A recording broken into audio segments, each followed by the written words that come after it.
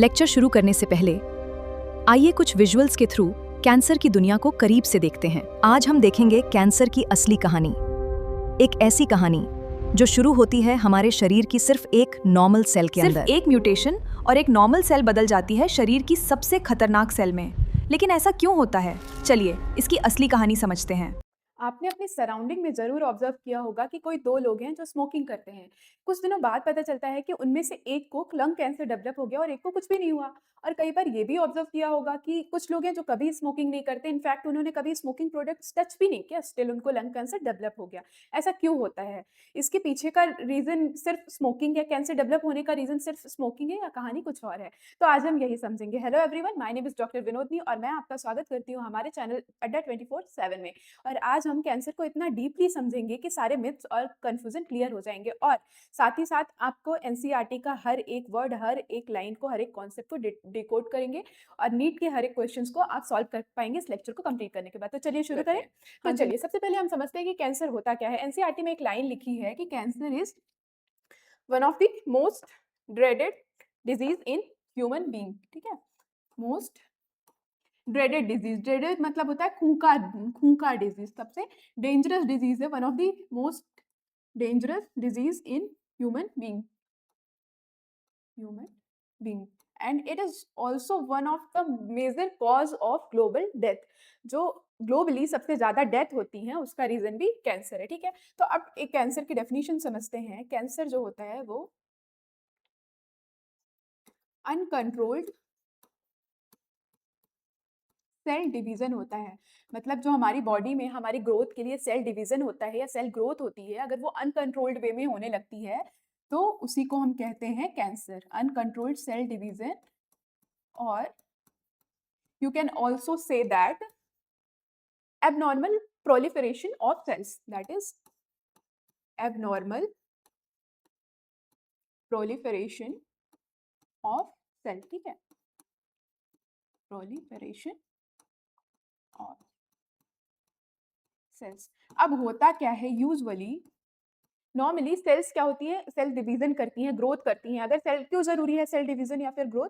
अगर cell division नहीं होगा हमारी बॉडी में, सेल ग्रोथ नहीं होगा तो एक बच्चा एडल्ट नहीं बन पाएगा। एक बेबी होता है और वो धीरे धीरे बढ़ता है, कैसे? उसकी बॉडी में सेल डिवीजन होता रहता है, सेल ग्रोथ करती रहती है। इसलिए हमारी बॉडी के लिए cell growth essential, cell division essential है। तो नॉर्मली नॉर्मल सेल्स में क्या होता है, नॉर्मल सेल्स में जो सेल डिवीजन होता है, सेल डिवीजन या फिर सेल ग्रोथ होती है, वो बहुत ही रेगुलेटेड और कंट्रोल्ड वे में होती है। सेल डिवीजन और cell growth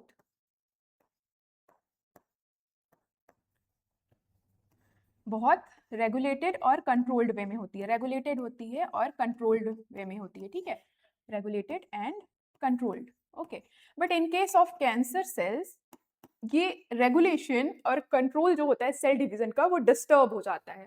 in case of cancer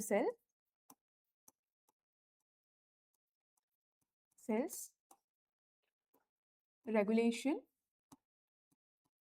and control is disturbed। okay, and control is disturbed। okay, जिसकी वजह से कैंसर सेल्स एबनॉर्मली प्रोलिफरेट करने लगती हैं। ठीक है, तो जब एबनॉर्मली प्रोलिफरेट करने लगी, सेल डिवीजन या फिर सेल ग्रोथ में कोई रेगुलेशन नहीं रह गया, कोई कंट्रोल नहीं रह गया बॉडी का, तो क्या हो गया, एक मास इकट्ठे हो गया, एक्यूमुलेट हो गया, मास ऑफ अनडिफरेंशिएटेड सेल। ठीक है, मास ऑफ अनडिफरेंशिएटेड सेल इकट्ठे हो गया, क्योंकि रेगुलेटेड नहीं है, बॉडी को पता ही नहीं है कि कब सेल डिवीजन को इनहिबिट करना है। अनकंट्रोलेबली ग्रोथ होता जा रहा है, सेल डिवीजन होता जा रहा है। ठीक है, तो ये जो mass of undifferentiated cell accumulate होता है उसी को हम कहते हैं ट्यूमर। ठीक है, और यही ट्यूमर बाद में कैंसरस हो जाता है। ठीक है, तो मास ऑफ सेल होता है, एक बॉल लाइक स्ट्रक्चर होता है, एक सेल्स का मास होता है, अनडिफरेंशिएटेड सेल का, जिनका कोई स्पेसिफिक फंक्शन नहीं पता है, जो अनकंट्रोलेबल ग्रोथ की वजह से फॉर्म हुई है, उसी को हम ट्यूमर कहते हैं। और इसी प्रोसेस को नियोप्लासिया कहते हैं। नियो मतलब न्यू, न्यू मीन्स न्यू, एक टर्म है जो एनसीईआरटी में यूज हुआ है, नियोप्लासिया। तो neo means new and plasia means की ग्रोथ। तो जो न्यू सेल्स की ग्रोथ होती है उसी प्रोसेस को नियोप्लासिया कहते हैं, और जो ट्यूमर होता है उसको नियोप्लास्ट भी कहते हैं। ठीक है, नियोप्लास्ट, और जो ये ट्यूमर फॉर्मेशन की या फिर न्यू ग्रोथ फॉर्मेशन की प्रोसेस होती है उसको नियोप्लासिया कहते हैं, ठीक है। तो हम समझ गए कैंसर होता क्या है, ठीक है। अनकंट्रोल्ड सेल डिवीजन और uncontrolled proliferation of cell. Normally cells में एक रेगुलेशन होता है सेल डिवीजन का, एक ग्रोथ होता है, सेल्स को पता होता है कब डिवाइड करना है, कब डिवाइड डिवीजन को इनहिबिट करना है, लेकिन कैंसरस सेल में ये कंट्रोल नहीं हो पाता। कैंसर सेल अपने हिसाब से जस्ट डिवाइड करती रहती है इनफाइनाइट टाइम तक डिवाइड करती रहती है, जिसकी वजह से एक मास एक्यूमुलेट हो जाता है जिसको हम ट्यूमर कहते हैं, ठीक है। चलिए नेक्स्ट मूव करते हैं। अब नॉर्मल सेल सबसे पहले समझते हैं, ठीक है। तो नॉर्मल सेल्स में क्या होता है, नॉर्मल सेल्स फॉर एग्जांपल एक ये सेल है, अब ये डिवाइड होती है तो 2 सेल बन जाती है, फिर ये डिवाइड होती है तो फिर 2-2 सेल्स बनाती रहती है, ठीक है। ऐसे ही सेल डिवीजन होता है ना, तो ये सेल डिवीजन होता जा रहा है। तो अब नॉर्मल सेल्स में होता क्या है कि एक पर्टिकुलर प्लेस में लेट्स से डिवीजन हो रहा है, ठीक है। डिवीजन हुआ, फर्दर डिवीजन कंटिन्यू हुआ, और एक टाइम आता है जब वहां पे जितनी भी सेल्स प्रेजेंट हैं वो सारा एरिया कवर कर लेती हैं और एक दूसरे के टच में सेल आने लगती हैं। तो जब एक दूसरे को सेल्स टच करने लगती हैं तो उनमें एक सिग्नल ट्रांसफर होता है, उनकी मेम्ब्रेन से एक मैसेज ट्रांसफर होता है कि अब हमारे पास स्पेस नहीं है, तो सेल डिवीजन को रोक दो, अब कोई सेल डिवीजन नहीं होगा, अब और सेल्स को हम अपने पास एकोमोडेट नहीं कर सकते हैं। ये देखिए आप यहाँ पे कि जब ये पर्टिकुलर प्लेस फुल हो गई, अब यहाँ पे सारी सेल्स एक दूसरे के कांटेक्ट में आ गई, टच में आ गई, तो सेल्स आपस में मैसेज कन्वे करती हैं कि अब हम और सेल्स एकोमोडेट नहीं कर सकते हैं, अब सेल डिवीजन को रोक दो यहीं पे। और इसी प्रोसेस को कहते हैं कॉन्टैक्ट इनहिबिशन। कॉन्टैक्ट मतलब जब टच में आती हैं तब वो सेल डिवीजन को इनहिबिट कर देती हैं। आप एक ऐसे इसको एग्जांपल से समझिए कि फॉर एग्जांपल एक बस है और वो बस जो है वो 50 सीटर है। अब उस 50 सीट्स को अगर पैसेंजर्स ऑक्यूपाई कर लिए, तो अब कंडक्टर या फिर ड्राइवर या जो भी होगा वो बोलेगा कि अब और पैसेंजर्स हमें इस बस में नहीं लाना है क्योंकि सीट्स फुल हो गई हैं। और इसी प्रोसेस को कहते हैं कॉन्टैक्ट इनहिबिशन। जब सेल्स आपस में एक दूसरे से टच होने लगती हैं तो एक सिग्नल कन्वे करती है, एक मैसेज कन्वे करती है कि अब हमें ग्रोथ नहीं करना, अब हमें सेल डिवीजन नहीं करना, अब और सेल्स नहीं चाहिए हमें, ठीक है। तो इसी प्रोसेस को कहते हैं कॉन्टैक्ट इनहिबिशन, ठीक है। तो नॉर्मल सेल्स में क्या होता है, कॉन्टैक्ट इनहिबिशन होता है, इसीलिए सेल डिवाइड करना रुक जाती हैं।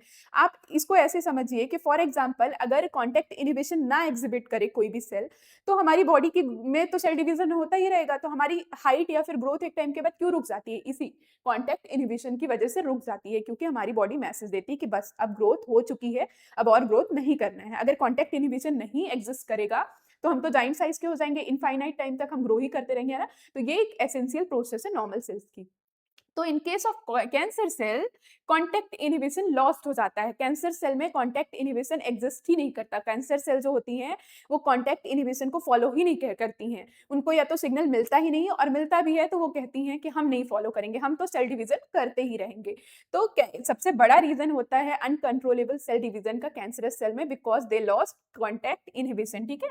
कॉन्टैक्ट इनहिबिशन वो लॉस कर देते हैं, इसीलिए अनकंट्रोलेबली बिना किसी कंट्रोल के सेल्स जो है वो डिवाइड करती रहती हैं और एक क्लास में ट्यूमर फॉर्म होता है, ठीक है। तो ये हो गया आपका ट्यूमर, ठीक है। ये आप देख रहे हैं नॉर्मल सेल्स, आप स्लाइड में देखेंगे ये सेल डिवीजन हो रहा है, सेल डिवीजन हो रहा है, अभी भी हो रहा है, लेकिन अब सेल डिवीजन यहाँ पे स्टॉप हो गया। क्यों? क्योंकि सेल्स आपस में टच होने लगी, सेल की मेम्ब्रेन्स आपस में टच होने लगी और उन्होंने सिग्नल दिया एक दूसरे को, यहाँ पे सिग्नल दिया कि अब नहीं करना है सेल डिवीजन, ठीक है।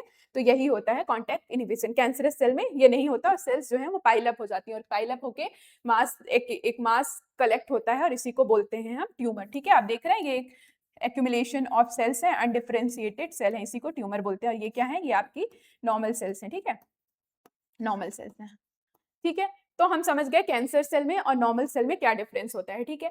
अब ये जो ट्यूमर फॉर्म हुआ था due to uncontrolled cell division, ये दो टाइप का होता है, ठीक है। कौन कौन सा, एक वेनाइन ट्यूमर होता है और एक मैलिग्नेंट ट्यूमर होता है, ठीक है। वेनाइन ट्यूमर जो होता है वो एक पर्टिकुलर प्लेस पे लोकलाइज्ड होता है।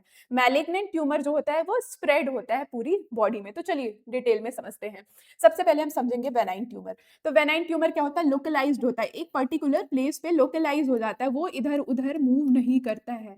क्यों? क्योंकि उनमें होती है, वेनाइन ट्यूमर में एक कैप्सूल प्रेजेंट होती है, उसकी जो सराउंडिंग में उसको सराउंड करके रखती है, जिससे कि सेल उस पर्टिकुलर प्लेस से बाहर नहीं जा पाती हैं, कैंसरस सेल बाहर उस कैप्सूल से नहीं जा पाती हैं। तो उसकी वजह से वो अपनी सराउंडिंग सेल्स को भी हार्म नहीं करता है। जो सराउंडिंग में नॉर्मल सेल्स हैं वो सेफ रहती है, उनको हार्म नहीं करता, क्योंकि उसमें ये देखिए, ये दिख रही है आपको, ये एक कैप्सूल प्रेजेंट है, इस ट्यूमर के सराउंडिंग में एक कैप्सूल प्रेजेंट है जिससे बाहर नहीं जा पाती हैं कैंसरस सेल, ठीक है। तो इसकी वजह से सेल जो है वो एक पर्टिकुलर प्लेस पे लोकलाइज्ड, अब इधर से नहीं जाएगा, ये नॉर्मल सेल्स है, इनको अफेक्ट नहीं करेगा, ठीक है। तो ये हो गया बेनाइन ट्यूमर। प्रॉपर्टीज देख लेते हैं। Mass of proliferating cells that remains confined to its original location, जहां पे ये फॉर्म होता है वो वहीं पे रह जाता है, वहां से कहीं मूव नहीं करता है, ठीक है। Does not spread to other parts of the body, वहीं पे कन्फाइंड रहता है, कहीं और मूव नहीं करता है, ठीक है। स्ट्रक्चर कैसा होता है? Enclosed in a distinct capsule, एक कैप्सूल में इनक्लोज्ड होता है जिससे कि कैंसरस सेल बाहर ना जा पाए, ठीक है। Cause little tissue damage compare to malignant tumour, ठीक है, टिश्यू को डैमेज नहीं करता, हार्म नहीं करता, क्योंकि कैप्सुलेशन प्रेजेंट होता है।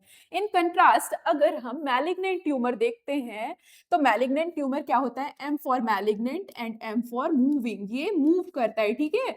बी फॉर वेनाइन एंड बी फॉर बाउंड, वो एक प्लेस पे बाउंड रहता है। M for malignant and M for moving, ये मूव करता है, एक प्लेस से दूसरे प्लेस पे मूव करता है। आप इस डायग्राम से देखिए, ये ट्यूमर फॉर्म हुआ था आपका अनकंट्रोल्ड सेल डिवीजन से, तो इसको हम बोलेंगे प्राइमरी ट्यूमर, क्योंकि सबसे पहले ये यहीं पे फॉर्म हुआ, ठीक है।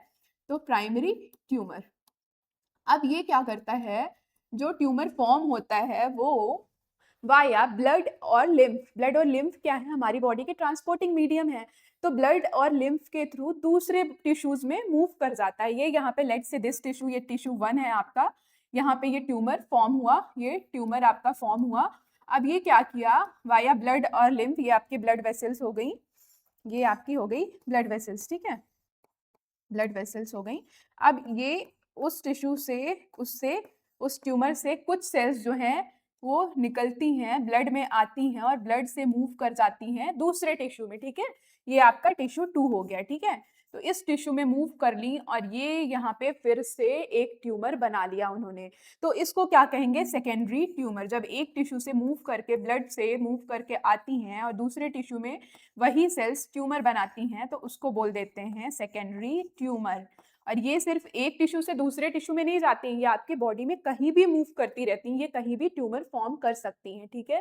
तो ये हो गया सेकेंडरी ट्यूमर। तो जब ट्यूमर एक प्लेस से, ट्यूमर के जहाँ पे प्राइमरी ट्यूमर फॉर्मेशन हुआ, अगर उस ट्यूमर से कुछ सेल्स जो है डिटैच होकर ब्लड के थ्रू दूसरे टिश्यू में जाके फिर से एक ट्यूमर फॉर्म करती हैं, तो इस ट्यूमर को बोलते हैं मेटास्टेटिक ट्यूमर या फिर मेटास्टेसिस, इस प्रोसेस को बोलते हैं, ठीक है। तो जो ये सेल्स मूव करने की प्रोसेस है, एक टिश्यू से दूसरे टिश्यू में सेल्स की जो मूव करने की प्रोसेस है, इस प्रोसेस को बोलते हैं मेटास्टेसिस। जो ट्यूमर है उसको मेटास्टेटिक ट्यूमर बोलते हैं, क्योंकि वो ट्यूमर कैसे बना है? मूविंग ट्यूमर है वो। लेकिन जो ये प्रोसेस होती है सेल्स, कैंसरस सेल्स का मूव करना from one place to another place और from one organ to another organ of the body, इस प्रोसेस को मेटास्टेसिस कहते हैं। Stasis is process and malignant tumour, ठीक है। तो चलिए डेफिनेशन देखते हैं। Malignancy, the mass of proliferating cells called neoplastic और ट्यूमर सेल्स। ये हम फर्स्ट स्लाइड में पढ़ चुके हैं कि जो अनडिफरेंशिएटेड सेल्स का मास क्रिएट होता है, जो अनकंट्रोल्ड सेल डिवीजन से एक पाइल अप होता है सेल्स का, उसको हम नियोप्लास्ट या फिर ट्यूमर सेल्स कहते हैं। अब बेनाइन ट्यूमर में कैंसरस सेल का बिहेवियर कैसा था? बाउंड था, एक प्लेस में था, दूसरे प्लेस में नहीं जा रहा था, कन्फाइंड था अपने लोकलाइज्ड रीजन में। इसमें क्या है? Grow rapidly, invade and damage surrounding normal tissue, ठीक है। अब ये एक प्लेस से दूसरे प्लेस में मूव कर रहा है, दैट मीन्स कि ये नॉर्मल टिश्यू को भी डैमेज कर रहा है, राइट, ठीक है। अब ये एक काम और करते हैं, मैलिग्नेंट ट्यूमर्स में एक और प्रॉपर्टी होती है कि ये न्यूट्रिएंट रॉबरी करते हैं, दैट मीन्स कि न्यूट्रिएंट को छीनते हैं, किससे? नॉर्मल सेल्स से। जब इनकी अनकंट्रोल्ड सेल डिवीजन होने लगती है तो इनको बहुत सारे ऑक्सीजन की और न्यूट्रिएंट की जरूरत होती है, लेकिन हमारी बॉडी तो एक सफिशिएंट, एक पर्टिकुलर अमाउंट में ही ऑक्सीजन या न्यूट्रिएंट ट्रांसपोर्ट कर पाएगी। तो कैंसर सेल्स क्या होती हैं? वो स्टार्व करने लगती हैं, क्योंकि उनको बहुत ज्यादा सेल्स ग्रो कर रही हैं, तो बहुत ज्यादा ऑक्सीजन और न्यूट्रिएंट चाहिए, तो वो करते क्या हैं? हेल्दी सेल्स से भी उनका न्यूट्रिएंट और ऑक्सीजन छीनने लगते हैं, रॉबरी करने लगते हैं, ठीक है। तो इनमें एक टेंडेंसी होती है nutrient robbery. They starve normal cells by competing for vital nutrient, nutrient और ऑक्सीजन नॉर्मल सेल से लेना शुरू कर देते हैं, ठीक है। फिर आता है मेटास्टेसिस। मेटास्टेसिस आप समझ चुके हैं कि जब एक किसी भी ट्यूमर से एक सेल डिटैच होकर ब्लड के थ्रू दूसरे टिश्यू में जाती है, उसी प्रोसेस, और ट्यूमर फॉर्म करती है, उसी प्रोसेस को हम मेटास्टेसिस कहते हैं, ठीक है। और ये एक एनसीईआरटी का बहुत इंपॉर्टेंट पॉइंट है, आप याद कर लीजिए। Metastasis is one of the most feared property of malignant tumour. ये क्यों फियर्ड प्रॉपर्टी है मेटास्टेसिस या फिर मैलिग्नेंट ट्यूमर? क्यों सबसे ज़्यादा डेंजरस है या फियर्ड प्रॉपर्टी है, जस्ट बिकॉज़ कि अगर एक बाउंड ट्यूमर तो ऐसा है, बेनाइन ट्यूमर तो ऐसा है कि एक जगह ट्यूमर फॉर्म हो गया, वो कहीं नहीं गया, मे बी थोड़ा बहुत साइज़ इंक्रीज़ होता है, बट एट एनी टाइम हम उसको सर्जिकली रिमूव कर सकते हैं। लेकिन मैलिग्नेंट ट्यूमर फियर्ड क्यों है, डेंजरस क्यों है? क्योंकि ये पर्टिकुलर प्लेस पे नहीं रह जाता कि आप इसको सर्जिकल मेथड से रिमूव कर सकें। ये स्प्रेड होता रहता है, एक ऑर्गन से दूसरे ऑर्गन, एक टिश्यू से दूसरे टिश्यू, पूरी बॉडी में भी स्प्रेड हो सकता है। तो ये एक ऑर्गन को तो डैमेज करता ही करता है, पैरेलली बाकी के बॉडी ऑर्गन्स को भी डैमेज करने की टेंडेंसी इसमें होती है।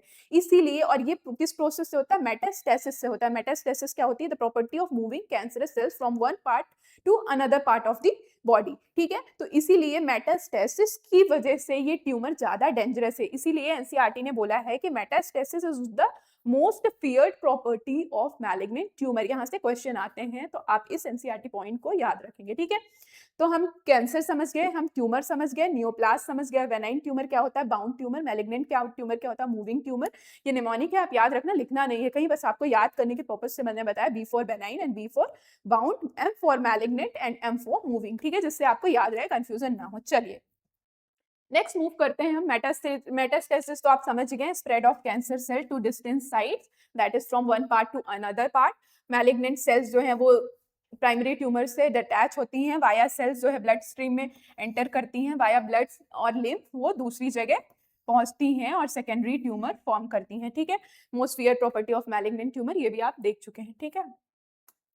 अब हम ये एक टेबल है, देख लेते हैं इसको भी। वेनाइन और मैलिग्नेंट की कंपैरेटिव टेबल है कि स्प्रेड कैसा होता है। वेनाइन जो है वो लोकलाइज्ड रहता है, एक ही प्लेस में रहता है। मेटास्टेसिस जो है, मैलिग्नेंट जो है वो मूव करता है, इन्वेड करता है एक ऑर्गन से दूसरे ऑर्गन में, एक टिश्यू से दूसरे ऑर्गन में। स्लोअर रहती है क्योंकि धीरे धीरे ग्रो करता है और वहीं पे कन्फाइंड रह जाता है, लेकिन इसका रैपिड रहता है, ये बहुत तेजी से आपकी बॉडी में स्प्रेड होता है। वेनाइन जो है वो सराउंडिंग टिश्यू को या नॉर्मल टिश्यू को बहुत थोड़ा डैमेज करता है, मे और मे नॉट भी, लेकिन ये एक्सटेंसिवली डैमेज करता है। मैलिग्नेंट ट्यूमर एक्सटेंसिवली डैमेज करता है आपकी सराउंडिंग टिश्यू को, इवन ये न्यूट्रिएंट रॉबरी भी करता है नॉर्मल सेल्स से, ठीक है?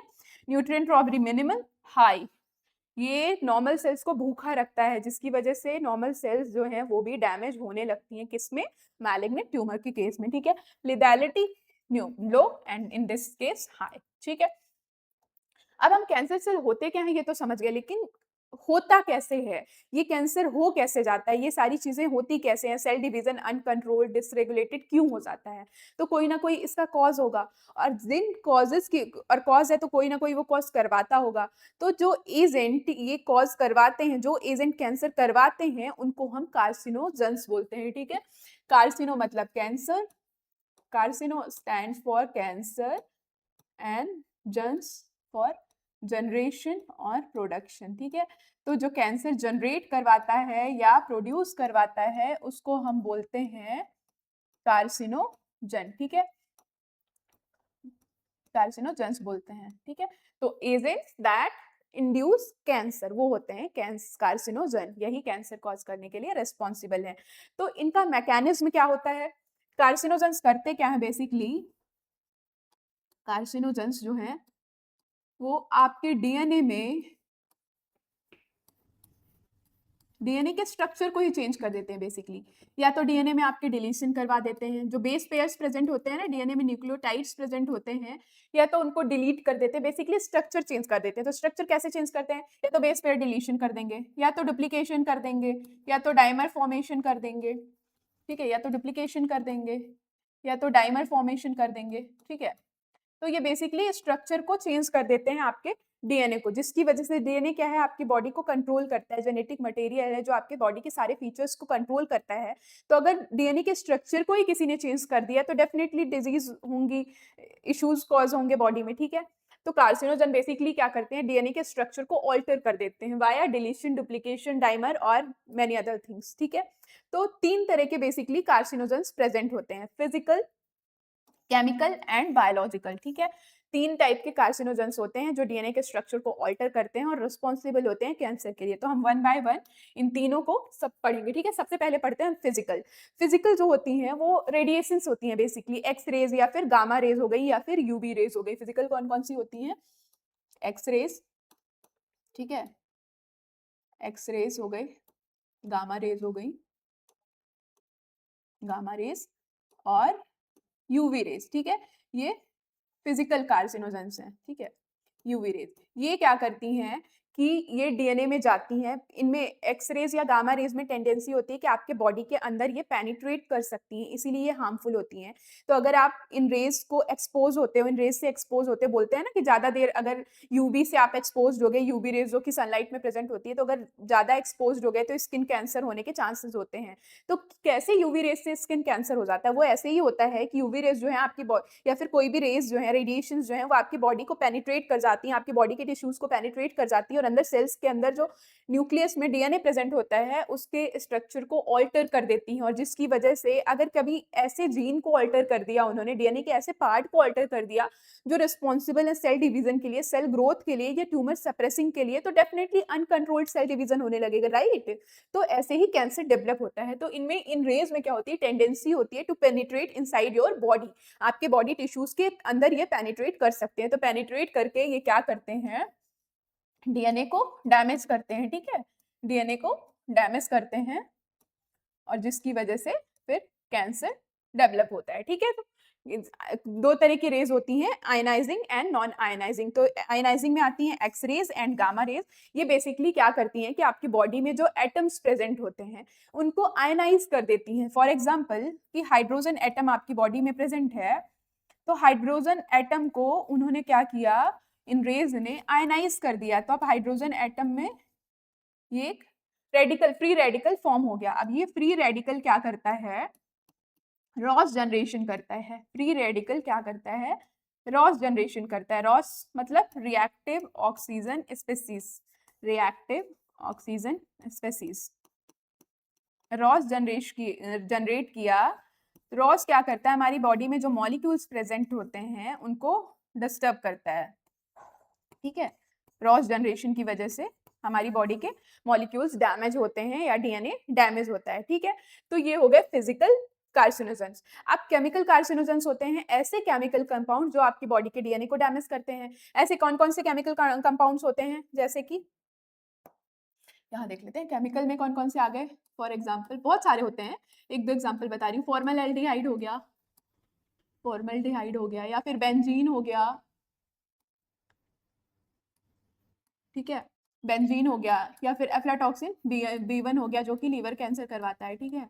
बेंजीन हो गया या फिर एफ्लाटॉक्सिन B1, ये क्या करवाता है, लीवर कैंसर करवाता है और सबका मैकेनिज्म सेम होता है कि आपके डीएनए को डैमेज करते हैं ये, ठीक है? तो ऐसे केमिकल्स होते हैं जैसे कि टोबैको, एनसीईआरटी में सिर्फ टोबैको दिया हुआ है। टोबैको जो स्मोक में, टोबैको के स्मोक से जो केमिकल्स निकलते हैं उनसे कैंसर इसीलिए होता है क्योंकि वो आपके डीएनए को डैमेज करते हैं, ठीक है? तो ये हो गया केमिकल कार्सिनोजन। अब बायोलॉजिकल कार्सिनोजन मतलब होता है लिविंग कार्सिनोजन। ये क्या थे, नॉन लिविंग थिंग्स थे, वो रेज हो गई या एक्सरे हो गई, गामा रे हो गई, या फिर कोई केमिकल हो गया। लेकिन बायोलॉजिकल कार्सिनोजन वो होते हैं जो लिविंग कार्सिनोजेंस होते हैं। ये दो तरह के होते हैं, ठीक है? Living carcinogen, living agent that induce cancer in your body, ये दो तरह के होते हैं। वी ऑन्कोजीन होते हैं और सी ऑन्क होते हैं, ठीक है? V stand for viral oncogene, viral oncogene, and C stand for cellular oncogene, ठीक है? C stand for cellular oncogene, ठीक है? अब वायरल ऑन्कोजीन कौन से होते हैं, जो वायरस में प्रेजेंट होते हैं। ऐसे कुछ वायरसेस होते हैं जैसे कि HBV virus, hepatitis B virus, या फिर HPV वायरस, ठीक है? ये सब वायरसेस क्या करते हैं, ये डीएनए को डैमेज करते हैं। कैसे? इनको रेप्लिकेशन करने के लिए, इनको अपनी कॉपीज बनाने के लिए, अपना रेप्लिका बनाने के लिए इनके पास जीन तो होता है, इनके पास इनका जेनेटिक मटेरियल तो है, लेकिन इनके पास मशीनरी नहीं है, इनके पास मशीन नहीं है जो इनके जेनेटिक मटेरियल को कॉपी करके इनका रेप्लिका बना दे। तो ये क्या करते हैं, होस्ट ऑर्गेनिज्म में, लेट्स से कि ह्यूमंस में एंटर करते हैं और उनके सेल्स में एंटर करने के बाद उनके जेनेटिक होस्ट के जेनेटिक मटेरियल में अपना जेनेटिक मटेरियल इंटीग्रेट करवा देते हैं और बेसिकली उनकी मशीनरी को हाईजैक कर लेते हैं और अपने हिसाब से फिर कॉपीज बनाते रहते हैं। अपने हिसाब से वो अपना रेप्लिका बनाने के लिए रेप्लिकेशन करवाते रहते हैं। तो जब उन्होंने मशीनरी को, होस्ट की मशीनरी को हाईजैक कर लिया, तो फिर वो सेल डिवीजन करते ही रहते हैं क्योंकि उनको अपनी बहुत सारी कॉपीज बनाना है, तो वो सेल डिवीजन करवाते ही रहते हैं, ठीक है? तो वायरल ऑन्कोजीन्स जो है कैसे कैंसर कॉज करवाते हैं, transform normal sales into cancerous cells. कैसे? वो होस्ट के जेनेटिक मटेरियल को या फिर उनकी रेप्लिकेशन मशीन को हाईजैक करके कंटिन्यूअस सेल डिवीजन करवाते रहते हैं। अब जो सेलुलर ऑन्कोजीन्स होते हैं वो हमारी बॉडी में ही प्रेजेंट होते हैं। कुछ ऐसे जीन्स होते हैं हमारी बॉडी में प्रेजेंट होते हैं जैसे कि जो कि सेल डिवीजन के लिए रिस्पॉन्सिबल होते हैं। कुछ जीन्स हमारी बॉडी में प्रेजेंट होते हैं जो कि रिस्पॉन्सिबल होते हैं, responsible for cell division and cell growth. जैसे कि रिस्पॉन्सिबल फॉर सेल डिवीजन, जैसे कि कौन कौन से हो गए? फॉर एग्जाम्पल कि रैस हो गया, ठीक है, रैफ हो गया या सीमिक हो गया, ठीक है। ये सब जीन्स हैं जो हमारी खुद की बॉडी में प्रेजेंट हैं। ये जीन्स रिस्पॉन्सिबल हैं सेल की ग्रोथ करने के लिए या फिर सेल डिवीजन के लिए या फिर सेल साइकिल को कंट्रोल करने के लिए ये जीन्स रिस्पॉन्सिबल होते हैं, ठीक है। तो इनको हम प्रोटो ऑन्कोजीन्स कहते हैं, ठीक है। इन जीन्स को प्रोटो ऑन्कोजीन्स कहते हैं। प्रोटो ऑन्कोजीन्स क्यों कहते हैं? क्योंकि ये प्रोन होते हैं ऑन्कोजीन्स में कन्वर्ट होने के लिए। ऑन्कोजीन्स में कन्वर्ट होने के लिए क्यों? ये है तो हमारी बॉडी के जीन, लेकिन ऑन्कोजीन क्यों कहते हैं? क्योंकि अगर इनमें म्यूटेशन हो गया, अगर हमारा डीएनए डैमेज हुआ और इस पर्टिकुलर जीन पार्ट में म्यूटेशन हो गया, तो ये क्या करेंगे? सेल डिवीजन को कंट्रोल करते थे और अब कंट्रोल करना बंद कर देंगे, ठीक है। तो अब ये क्या हो गया? यही रिस्पॉन्सिबल हो गया कैंसर के लिए, तो इसीलिए इनको प्रोटो ऑन्कोजीन कहते हैं, ठीक है। तो जब तक ये एक्टिवेटेड नहीं होते तो इनको प्रोटो ऑन्कोजीन कहते हैं। और जैसे ही इनमें म्यूटेशन हुआ और ये एक्टिवेट हो गए, इनमें म्यूटेशन हो गया तो ये एक्टिवेट हो गए और कन्वर्ट हो गए किसमें? ऑन्कोजीन में, ठीक है। इनमें म्यूटेशन हुआ और ये बन गए ऑन्कोजीन, ठीक है। अब ये कैंसर कॉज करने के लिए रिस्पॉन्सिबल हो गए, ठीक है। तो इनको क्या कहते हैं? प्रोटो ऑन्कोजीन्स भी कहते हैं, ठीक है। नॉर्मल सेल्स में प्रेजेंट होते हैं, जैसे ही एक्टिवेशन होता है कॉजेस कैंसर ट्रांसफॉर्मेशन, ठीक है। कैंसर में नॉर्मल सेल को कैंसरस सेल में ट्रांसफॉर्म कर देते हैं, ठीक है। तो हम समझ गए वी ऑन्कोजीन भी और सी ऑन्कोजीन भी, ठीक है। दो तरह के होते हैं, first one is V oncogene and second one is cellular oncogenes, ठीक है। चलिए अब देखते हैं आगे। अब हमने कैंसर क्या होता है समझ लिए, दो तरह का होता है बेनाइन ट्यूमर, दो तरह के ट्यूमर होते हैं बेनाइन एंड मैलिग्नेंट। हम कॉजेस समझ गए, कार्सिनोजेंस होते हैं जो कि तीन तरह के होते हैं, फिजिकल, केमिकल और बायोलॉजिकल। बायोलॉजिकल में भी दो तरह के होते हैं, B oncogene and C oncogene. अब अगर कैंसर हो गया तो उसको डिटेक्ट कैसे करेंगे? डिटेक्शन के में क्या क्या प्रोसेसेस होती हैं? तो सबसे पहले आप बायोप्सी से डिटेक्ट कर सकते हैं। बायोप्सी में क्या करते हैं कि लिविंग टिश्यू को, बायो मतलब लिविंग, ठीक है। टर्म से भी हमेशा कोई भी सब्जेक्ट आप पढ़ो टर्म को ब्रेक करके पढ़ो तो आपके लिए समझना इजी हो जाएगा, रटना नहीं पड़ेगा, याद नहीं करना पड़ेगा, कॉन्सेप्ट समझ में आएगा, ठीक है। तो बायो मतलब क्या होता है? लिविंग। तो जिस पार्ट में ट्यूमर है या फिर जहां भी ट्यूमर फॉर्म हुआ है उस पार्ट से हम लिविंग टिश्यू को निकालते हैं, ठीक है। ये ट्यूमर है आपका, ठीक है। अब यहाँ से हमने ये ट्यूमर के कुछ सेल्स को रिमूव कर लिया, निकाल लिया, ठीक है। Removal of suspected tissue sample, कुछ सेल्स को निकाल लिया। अब इन सेल्स को निकाल के हमने इनकी स्लाइसिंग की, हिस्टोलॉजी की। कैसे की? देखते हैं नेक्स्ट स्लाइड में, ठीक है। आपने ये टिश्यू रिमूव किया, लेट्स से कि यहाँ पे ट्यूमर फॉर्म था, आपने यहाँ से टिश्यू रिमूव किया, उसके बाद हिस्टोलॉजिकल प्रोसेस, हिस्टोलॉजी की। हिस्टोलॉजी मतलब कि टिश्यू की स्टडी करना, ठीक है। हिस्टोलॉजी का मतलब होता है, यहाँ मैं लिख देती हूँ, हिस्टोलॉजी का मतलब होता है स्टडी ऑफ टिश्यू, ठीक है। हिस्टो मतलब स्टडी ऑफ टिश्यूज, ठीक है। तो कैसे करते हैं? उसमें बहुत सारे प्रोसेस होते हैं, स्टेप बाय स्टेप प्रोसेसेस होते हैं, उससे हिस्टो मतलब होता है टिश्यू, ठीक है, टिश्यू। तो हमने सेल को, ट्यूमर से एक लिविंग सेल को रिमूव किया, उसके बाद ये हिस्टोलॉजिकल प्रोसेस के स्लाइसिंग की बेसिकली टिश्यू को, उसके बाद कोटिंग की, उसके बाद स्टेनिंग की। स्टेनिंग करने के बाद माइक्रोस्कोप से हमने विजुअलाइज किया। तो जब विजुअलाइज किया तो यहाँ पे दिख रहा है, ठीक है, ये है आपकी, ये नॉर्मल सेल्स हैं क्योंकि नॉर्मल न्यूक्लियस दिख रहा है इसमें, ठीक है, नॉर्मल सेल्स हैं। और ये आपकी एबनॉर्मल सेल्स हैं, दिख रहा है, एबनॉर्मल सेल्स हैं, ठीक है। तो जब हिस्टोलॉजी करते हैं हम और माइक्रोस्कोप में देखते हैं तब हमें समझ में आता है कि ये सेल कैंसरस है। उनका स्ट्रक्चर देख के, एबनॉर्मल स्ट्रक्चर प्रेजेंट होता है, उसका स्ट्रक्चर देख के हमें समझ में आ जाता है कि ये पार्ट जो है वो कैंसरस है, ठीक है। जहाँ पे ट्यूमर सस्पेक्टेड होता है कि यहाँ पे ट्यूमर हो सकता है, वहाँ का सेल हम निकालते हैं और हिस्टोलॉजी करते हैं और उसके बाद उसको माइक्रोस्कोप में विजुअलाइज करते हैं स्टेनिंग करने के बाद, ठीक है। तो ये हो गया आपका बायोप्सी। फिर उसके बाद आता है सेकेंड कैंसर डिटेक्शन प्रोसेसेस होती हैं, दो तरह की, या तो आप इमेजिंग टेक्निक से कर सकते हैं जो कि इंटरनल ऑर्गन्स के लिए होती है इमेजिंग, या फिर सेकंड कर सकते हैं आप bone marrow detection, bone marrow को डिटेक्ट कर सकते हैं। उसमें क्या करते हैं, जो फ्लूइड्स, अगर फ्लूइड रिलेटेड कैंसर्स होते हैं, ब्लड कैंसर होता है, तो उसमें क्या करते हैं, बोन मैरो टेस्ट करते हैं, ठीक है। तो जो इमेजिंग टेक्निक्स होती हैं वो किसके लिए होती हैं, इंटरनल ऑर्गन्स के लिए होती हैं, ठीक है। अब उसमें 3 तरह की होती हैं, ठीक है। सबसे पहले देखते हैं रेडियोग्राफी, ठीक है। इमेजिंग टेक्निक्स है जो कि इंटरनल ऑर्गन्स के लिए परफॉर्म की जाती हैं। किसी इंटरनल ऑर्गन में अगर आपको कैंसर सस्पेक्टेड है तो हम इमेजिंग टेक्निक्स फॉलो करते हैं डिटेक्ट करने के लिए। सबसे पहले रेडियोग्राफी। अब रेडियोग्राफी में क्या करते हैं, एक्सरेज का यूज करके एक इमेज बनाते हैं, उस ऑर्गन की इमेजिंग करते हैं। एक्सरेज जो है क्या करती है, हमारी बॉडी में पेनिट्रेट कर सकती है, टिश्यू में पेनिट्रेट कर सकती है, तो इमेजिंग करते हैं यूजिंग एक्सरेज। कैसे, यहाँ पे ये देखिए, ठीक है, ये देखिए एक्सरे को यूज करके ये रेज निकल रही हैं, एक्सरेज निकल रही हैं और ये आपके बॉडी के अंदर पेनिट्रेट कर रही हैं, ठीक है। और ये देखिए यहाँ पे मॉनिटर में इसकी इमेज आ रही है, तो इससे पता चलता है कि कैंसर है कि नहीं, ठीक है। तो फर्स्ट क्या हो गई, एक्सरे हो गई, ठीक है, एक्सरे यूज करके रेडियोग्राफी हो गई। सेकंड करते हैं सीटी स्कैन। सीटी स्कैन मतलब कंप्यूटेड टोमोग्राफी। इसमें भी एक्सरे का ही यूज करते हैं, लेकिन रेडियोग्राफी में क्या हुआ था कि जस्ट आपके टिश्यू के अंदर गया और इमेजिंग किया, लेकिन जो और भी चीजें वहां पे, और भी ऑर्गन्स, और भी पार्ट्स प्रेजेंट होते हैं, वो ओवरलैप कर लेते हैं, क्योंकि ये जस्ट सुपरफिशियल विजुअलाइजेशन करता है। कौन, रेडियोग्राफी। अगर हम रेडियोग्राफी कर पाते हैं तो सुपरफिशियल विजुअलाइजेशन होता है, तो ऑर्गन्स एक दूसरे में ओवरलैप्ड इमेजेस आती हैं। लेकिन अगर आप सिटी स्कैन करवाते हैं तो वो 360 डिग्री रोटेट करके विजुअल इमेजिंग करता है, मतलब कि हर एक एंगल से इमेजेस लेता है और फिर उसकी हम सॉफ्टवेयर की हेल्प से स्लाइसिंग करते हैं, तो हर एक एंगल की, हर एक लेयर की इमेज आती है और फिर उसको इकट्ठे करके कंपाइल करके फिर हम विजुअलाइज करते हैं, फिर हम एनालाइज करते हैं और पता चलता है, हर एक एंगल से समझ में आती हैं पिक्चर्स देख के, इमेजिंग देख के सिटी स्कैन में, ठीक है, कि कैंसर किस टाइप का है, कितना डेंजरस है, कितना स्प्रेड हो गया है, किस स्टेज में है, वो बेटर वे में हम विजुअलाइज कर पाते हैं अगर सिटी स्कैन करते हैं, ठीक है। ये देखिए सिटी स्कैन में ये ऐसे होता है, ठीक है, ये सिटी स्कैन का प्रोसेस। तो आप देखिए यहाँ पे रेडियोग्राफी में देख रहे होंगे, ये रेडियोग्राफी है, मैं लिख देती हूँ, ठीक है, ये क्या है, रेडियोग्राफी है, ठीक है। रेडियोग्राफी के केस में क्या हुआ है, एक ही इमेज फॉर्म हुई है, अब दिखाती हूँ मैं आपको।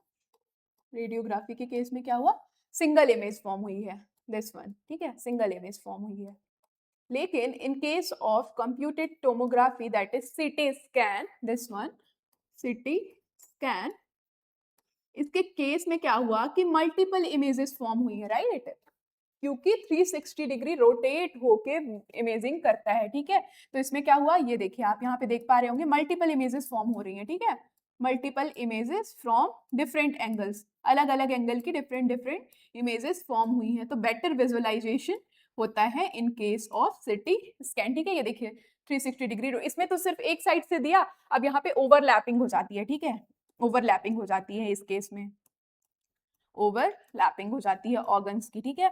But in case of CT scan multiple images होती हैं डिफरेंट एंगल से, तो कोई ओवरलैपिंग नहीं होती है, ठीक है। फिर थर्ड होता है MRI, ठीक है, मैग्नेटिक रेजोनेंस इमेजिंग। अब इसमें क्या करते हैं, हम नॉन आयोनाइजिंग रेडिएशंस का यूज करते हैं, रेडियो वेव्स का यूज करते हैं और फिर इमेजिंग करते हैं, इसमें मैग्नेटिक फील्ड्स का यूज करके इमेजिंग करते हैं, ठीक है, मैग्नेटिक फील्ड और रेडियो वेव्स का, ठीक है, MRI, इसमें मैग्नेटिक फील्ड, मैग्नेटिक फील्ड्स और एंड रेडियो वेव्स, ठीक है, रेडियो वेव का यूज करके इमेजिंग होती है। ये देखिए इसमें भी मल्टीपल इमेजेस फॉर्म होती हैं और इससे भी डिटेक्ट कर सकते हैं। फिर थर्ड आता है आपका ब्लड कैंसर के लिए, ठीक है, ब्लड और बोन मैरो टेस्ट करते हैं इसमें, ठीक है। इसमें क्या करते हैं, ब्लड कैंसर्स तो बहुत तरह के होते हैं, जैसे कि ल्यूकेमिया हो गया, मल्टीपल माइलोमा हो गया, ठीक है, लिम्फ में भी होता है, लिम्फोमा हो गया। तो हम अगर ल्यूकेमिया की बात करें तो ल्यूकेमिया क्या होता है, ल्यूके मतलब होता है व्हाइट ब्लड सेल्स, ठीक है,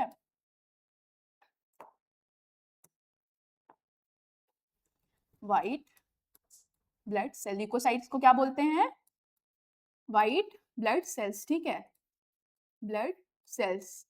अब ल्यूकेमिया मतलब कि increase in white blood sales, जब नॉर्मल से ज़्यादा हो जाती हैं या वाइट ब्लड सेल्स तो उस कंडीशन को हम बोल देते हैं ल्यूकेमिया, ठीक है, इंक्रीज इन WBC, ठीक है, WBC जब इंक्रीज हो जाते हैं तो ल्यूकेमिया बोल देते हैं उस कंडीशन को, ल्यूकेमिया, क्योंकि ल्यूकोसाइट्स क्या होते हैं, वाइट ब्लड सेल्स होते हैं, ठीक है। अब होता क्या है, बोन मैरो में ब्लड फॉर्मेशन होती है, ब्लड सेल फॉर्मेशन कहाँ होती है, बोन मैरो में। तो बोन मैरो का टेस्ट करते हैं, ठीक है, maybe I have a picture of that, no, ठीक है। तो इसमें क्या करते हैं कि बोन मैरो से कुछ फ्लूइड को जो है तो लेते हैं, सैंपल लेते हैं बोन मैरो से और फिर उसको एनालाइज करते हैं, उसका टेस्ट करते हैं, उसमें चेक करते हैं कि वाइट ब्लड सेल्स कितनी है, तो अगर नॉर्मल से ज़्यादा प्रेजेंट है तो वो कंफर्म करता है कि इस पर्सन को ल्यूकेमिया है, ठीक है। इसमें क्या करते हैं, abnormal increase in white blood cells counts, ठीक है, blood examination and bone marrow examination, pathologist look for increased cell counts, अगर इंक्रीज सेल काउंट है, WBC के सेल काउंट्स इंक्रीज्ड है, दैट मीन्स कि it indicate uncontrolled proliferation in blood forming tissue, ठीक है। Bone marrow में अगर uncontrolled या फिर इंक्रीज वाइट ब्लड सेल्स पाई गई, दैट मीन्स कि कंफर्म हो गया कि उसको ल्यूकेमिया है उस पर्सन को, ठीक है। चलिए, तो हम डिटेक्शन भी देख लिए, क्या क्या देखा हमने डिटेक्शन में कि इंटरनल ऑर्गन्स का अगर डिटेक्शन करना है तो आप MRI कर सकते हैं, सिटी स्कैन कर सकते हैं या फिर रेडियो वेव से डिटेक्ट कर सकते हैं, और अगर किसी फ्लूइड का करना है तो बोन मैरो टेस्ट कर सकते हैं, ठीक है। चलिए, अब कैंसर डिटेक्शन हम समझ गए, अब थेरेपी कैसे करेंगे, डिटेक्ट हो गया कैंसर, अब इसको ट्रीट कैसे करेंगे। तो ऐसा बहुत सक्सेसफुल ट्रीटमेंट तो अभी भी स्टिल रिसर्चेस चल रही हैं कैंसर की, लेकिन फिर भी टिल नाउ जो भी रिसर्चेस हुई हैं या फिर जो भी थेरेपी एग्जिस्ट करती हैं उनके बारे में पढ़ते हैं। तो या तो आप, अगर कोई बेनाइन ट्यूमर है, ठीक है, एक पर्टिकुलर प्लेस पे लोकलाइज ट्यूमर है, तो आप उसको सर्जिकली रिमूव कर सकते हैं, ठीक है। तो सबसे पहला तो आप सर्जिकली रिमूव कर सकते हैं, फिर उसके बाद आप रेडियोथेरेपी दे सकते हैं, ठीक है। रेडियोथेरेपी में क्या होता है, वही सेम कॉन्सेप्ट होगा कि जो रेज होती हैं, एक्स रेज, गामा रेज हो गई, ये टिश्यू को पेनिट्रेट कर जाती हैं, तो एक हाई इंटेंसिटी में बॉडी के अंदर एंटर करवाया जाता है एक्स रेज को, सो दैट कि वो कैंसरस सेल के DNA को डैमेज कर दें, और फिर उसके बाद जो है तो DNA डैमेज हो गया कैंसर सेल के, तो सेल डिवीजन रुक जाएगा और कैंसरस सेल धीरे-धीरे श्रिंक हो जाएंगे, ठीक है। इस इमेज से हम देख सकते हैं, ये देखिए, ठीक है। एक हाई इंटेंसिटी ऑफ एक्स-रे और गामा रे दिया गया यहाँ पे, हाई इंटेंसिटी की हाई इंटेंसिटी की एक्स-रे या फिर गामा रेज को, एक्स रेज या फिर गामा रेज को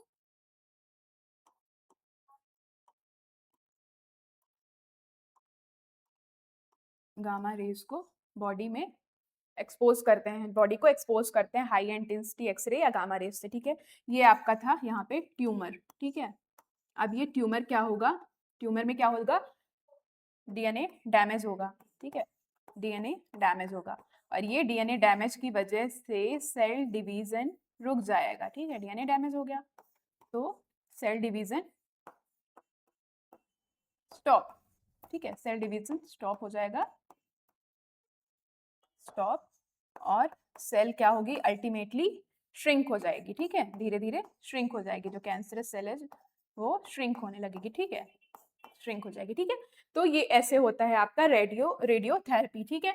तो हो गया ये आपका सर्जिकल पार्ट हो गया, एंड रेडियोथेरेपी हो गया, removal of the tumour, high effective for localise benign tumour के केस में हाईली इफेक्टिव होता है, मैलिग्नेंट ट्यूमर के केस में ऐसा होता है कि पूरी बॉडी में स्प्रेड हो चुका है, तो कहाँ कहाँ एक्सपोज कराएंगे, कहाँ कहाँ रेडियोथेरेपी देंगे, ठीक है। तो सर्जरी और रेडियोथेरेपी हो गई, ठीक है, for benign tumour. Next is chemotherapy, okay.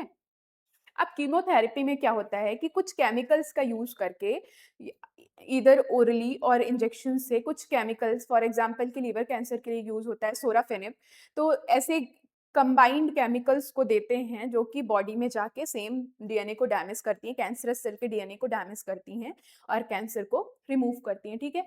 तो कुछ केमोथेरेपी में केमिकल ड्रग्स भी यूज किए जाते हैं, एंटी कैंसर ड्रग बोलते हैं जिनको, जो कैंसर को ट्रीट करते हैं, इसलिए एंटी कैंसर ड्रग को बोलते हैं टू किल कैंसरस सेल्स, ठीक है। वो क्या करती हैं, ब्लड स्ट्रीम के थ्रू ट्रेवल करती हैं हमारी बॉडी में के उस पार्ट्स में जहाँ जहाँ कैंसर है या फिर ट्यूमर है, और वहाँ पे रिसेप्टर से बाइंड करके उन ट्यूमर को किल करती हैं, ठीक है, सेल्स को through the entire body to catch metastasized cells को, ठीक है। तो रैपिडली डिवाइडिंग सेल्स को किल करती हैं ये, ठीक है। सर्जरी और जो रेडियोथेरेपी थी वो मोस्टली बेनाइन ट्यूमर के लिए थी, कीमोथेरेपी जो है वो मैलिग्नेंट ट्यूमर के लिए ज़्यादा इफेक्टिव है। और कई बार क्या होता है कि इन तीनों का कॉम्बिनेशन भी दिया जाता है, रेडियोथेरेपी, सर्जरी प्लस कीमोथेरेपी का कॉम्बिनेशन भी दिया जाता है फॉर बेटर रिस्पॉन्स, ठीक है। तो केमिकल्स के थ्रू ट्रीट करते हैं और इसके केस में कुछ साइड इफेक्ट्स भी होते हैं कि हमारे नॉर्मल सेल्स भी डैमेज होने लगते हैं, तो हेयर लॉस होने लगता है या फिर एनीमिक कंडीशन हो जाती है, ठीक है। तो ये हो गया आपका कीमोथेरेपी। अब लास्ट में आता है इम्यूनोथेरेपी, ठीक है। इम्यूनो मतलब कि जिसमें एंटीजन और एंटीबॉडीज रिस्पॉन्सिबल हैं या फिर इम्यून सिस्टम रिस्पॉन्सिबल है। तो with the help of immune system अगर हम ट्रीट करते हैं कैंसर को तो उसको बोलते हैं इम्यूनोथेरेपी। तो with the help of immune system या फिर immune cells, with the help of immune cells अगर कैंसर को ट्रीट करते हैं तो उसको बोलते हैं इम्यूनोथेरेपी। अब इसमें क्या होता है कि कुछ ऐसे मॉलिक्यूल्स इंजेक्ट करवाते हैं, मॉडिफायर्स इंजेक्ट करते हैं बॉडी में। फॉर एग्जांपल कि अल्फा इंटरफेरॉन का एग्जांपल दिया हुआ है एनसीईआरटी में। तो अल्फा इंटरफेरॉन जो कि साइटोकाइन है, तो इसको बॉडी में इंजेक्ट कराते हैं या फिर देते हैं सो दैट कि इम्यून सिस्टम एक्टिवेट हो जाए। क्योंकि कई बार क्या होता है कि कैंसर सेल होती है हमारी बॉडी में लेकिन इम्यून सिस्टम से बच के निकल जाती हैं। इम्यून सिस्टम समहाउ उनको डिटेक्ट ही नहीं कर पाता कि ये कैंसर सेल है। तो क्या होता है कि फिर आर्टिफिशियली इंजेक्ट करते हैं साइटोकाइन्स को जिससे कि वो इम्यून सिस्टम को एक्टिवेट कर दे और जो इम्यून सेल्स हैं वो एक्टिवेट होकर अल्टीमेटली कैंसरस सेल को किल करें। तो उसका एक एग्जांपल से हम समझते हैं कि हमारी बॉडी में इंजेक्ट कराया गया अल्फा इंटरफेरॉन, ठीक है। हमने अल्फा इंटरफेरॉन आर्टिफिशियली दिया जो कि इंटरफेयर करता है कैंसरस सेल्स के ग्रोथ से, ठीक है। इसका नाम ही है इंटरफेरॉन क्योंकि ये इंटरफेयर करता है कैंसर सेल की ग्रोथ से, ठीक है। अब ये अल्फा इंटरफेरॉन आपने इंजेक्ट करा, इसने क्या किया, एक्टिवेट कर दिया टी सेल्स को, ठीक है। टी सेल्स को, नेचुरल किलर टी सेल्स को, ठीक है।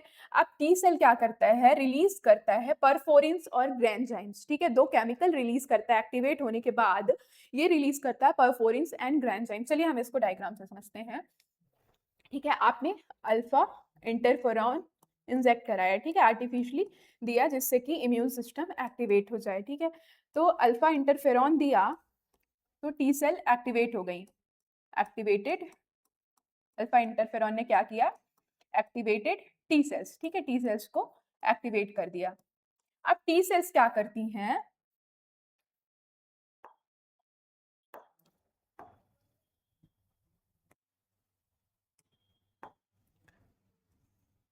अब टी सेल्स क्या करती हैं, एक तो परफोरिन रिलीज करती हैं और दूसरा ग्रैंजाइम्स रिलीज करती हैं। तो फर्स्ट क्या, सबसे पहले क्या रिलीज करती हैं, परफोरिन, दो केमिकल्स रिलीज करती हैं। सबसे पहले परफोरिन रिलीज करती हैं, ठीक है। अल्फा इंटरफेरॉन दिया, इम्यून सिस्टम एक्टिवेट हुआ, टी सेल्स एक्टिवेट हुई, टी सेल्स ने दो एंजाइम, दो केमिकल सिक्रीट किया, one is perforin and second is granzyme. Perforin करके क्या करता है, नाम से ही पता चल रहा है, पोर्स क्रिएट कर देता है, ठीक है, पोर्स क्रिएट, ठीक है, create pores in cancer cell, create pores in cancerous cell, ठीक है, इन कैंसरस सेल्स, ठीक है। अब जब पोर्स क्रिएट हो गए कैंसरस सेल में तो रिलीज होता है ग्रैंजाइम, ठीक है, ग्रैंजाइम। अब ग्रैंजाइम क्या करता है, उन कैंसरस सेल्स के अंदर एंटर करता है, ग्रैंजाइम जो है वो कैंसरस सेल के अंदर एंटर करता है और उनमें एपोप्टोसिस करवा देता है, ठीक है। ऐसे सिग्नल्स देता है जिससे कि कैंसरस सेल्स खुद से ही सुसाइड कर लेती हैं। एपोप्टोसिस मतलब होता है सुसाइड, ठीक है, खुद ही मरने का डिसीजन ले लेती हैं। तो